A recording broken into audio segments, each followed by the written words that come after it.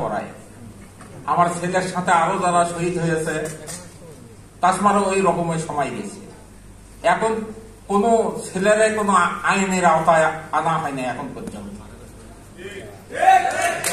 আমি দাবি জানাই সরকারের কাছে এটা যেন আইনের আওতায় আনে কঠিন ভাবে তাদের বিচার করা হয়। আর আমি সকলের কাছে আর কি বলবো, এই কথাতে আমি শেষ করছি। সবাই সুস্থ থাকো, ভালো থাকো।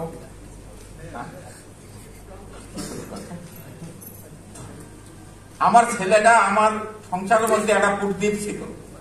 আমার বাড়ি ঘর যারা দেখছে তারা কবি যে এই কৃষকের ছেলে ভার্সিটিতে যেতে পারে, কিন্তু ছেলেটা মেধাবী ছিল।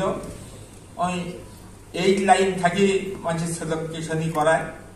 এইরকম করতে করতে শহরে যাওয়া টিউশনি করে খরচ কমিয়ে দিতে লাগছে। ওদের খরচ দিয়ে আমি পড়ছে, পড়ে এতে অনার্স পরীক্ষা পাশ করলি, তাই নির্বন্ধন পরীক্ষা টিকছিল, পরে লিখিত পরীক্ষা দিয়েও পাশ করছে। এমন ছেলেটার আমার আশা ছিল যে একটা চাকরি বাকরি করবি, হয়তো আমি দেখে হয়তো মরে যাব। সেই আশাটা আমার আর বুঝল না। ছেলে দুনিয়ার থেকে বিদায় হয়ে গেল। সকলে দোয়া করবেন ছেলে যেন জান্নাতবাসী হয়। আমার ছেলের সাথে আরো যারা শহীদ হয়েছে তাদের জন্য দোয়া করবেন, সকলেই যেন জান্নাতবাসী হয়। আল্লাহ যেন শান্তি দান। আল্লাহ হাফেজ।